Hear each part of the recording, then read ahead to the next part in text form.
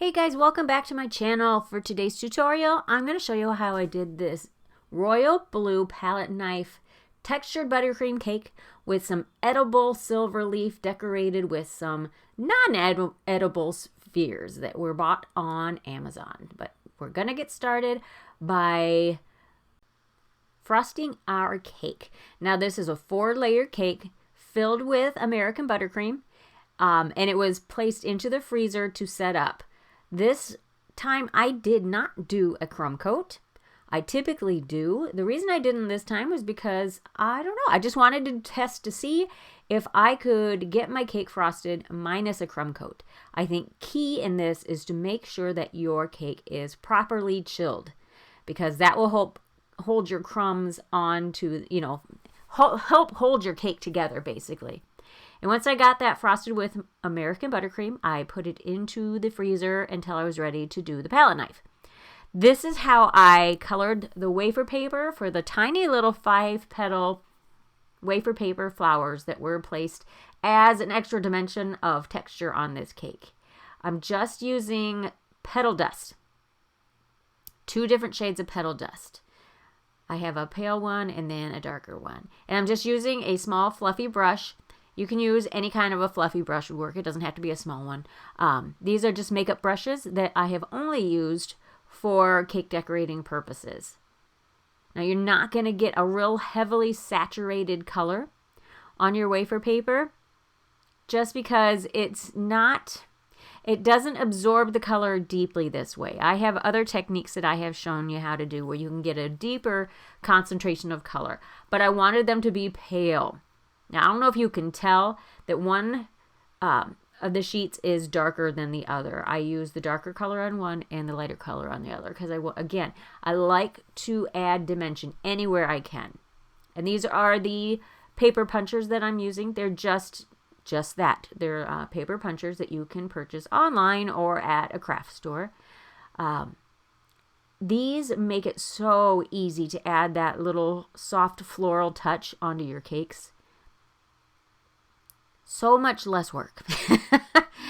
And I did the 2 different sizes, and I just kind of set those to the side while I applied my edible silver leaf. I wanted to add this before I did the palette knife, so I could know where I actually needed the palette knife texture and color to be placed.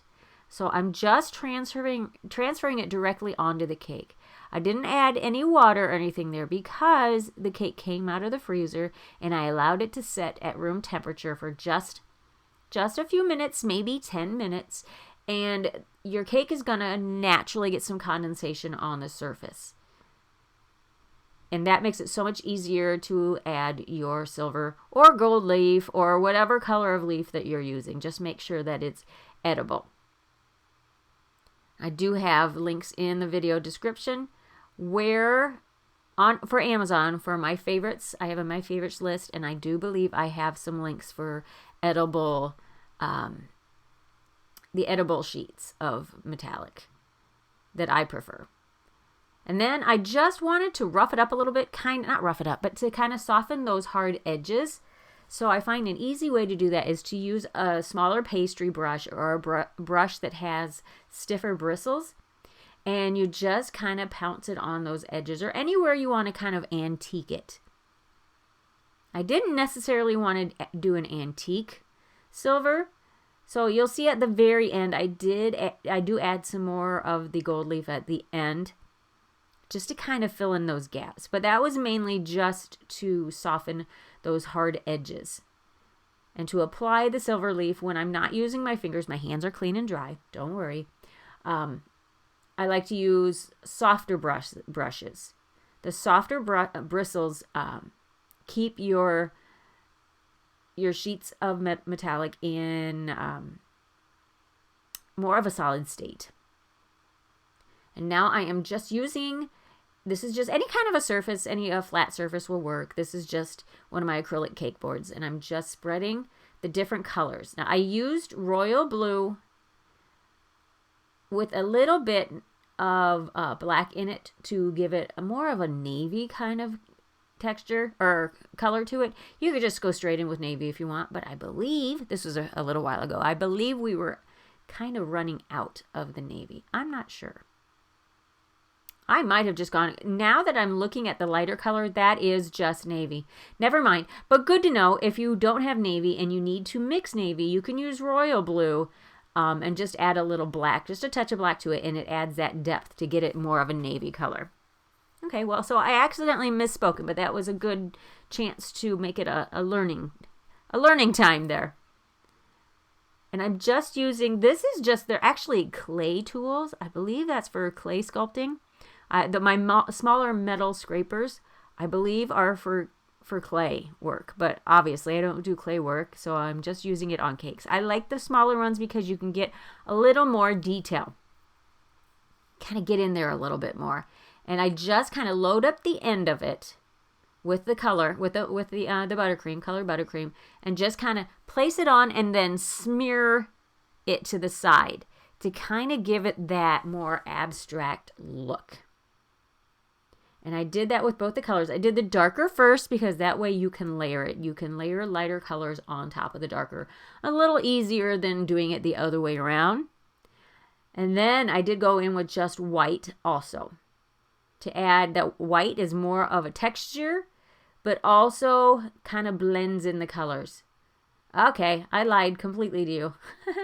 I did the dark last. Wow, I really need to plan out what I'm doing before I do it.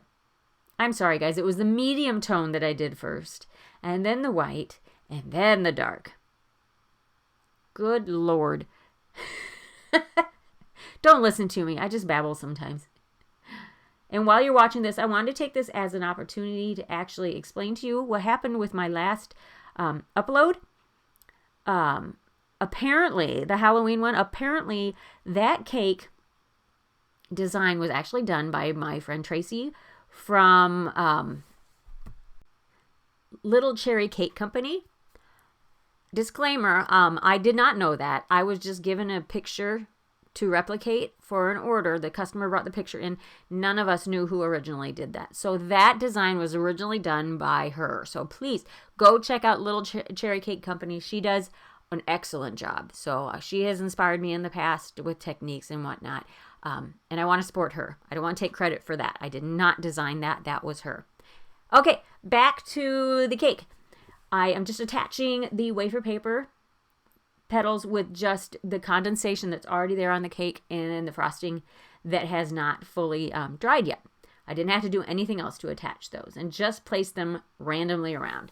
And now is where I'm going back in and adding some more of the leaf randomly around the cake. Just with my smaller, I call that a medium fluffy brush. Medium to small. A lot of the times you just kind of have to eyeball it and place your leaf or whatever the decoration is that you're doing.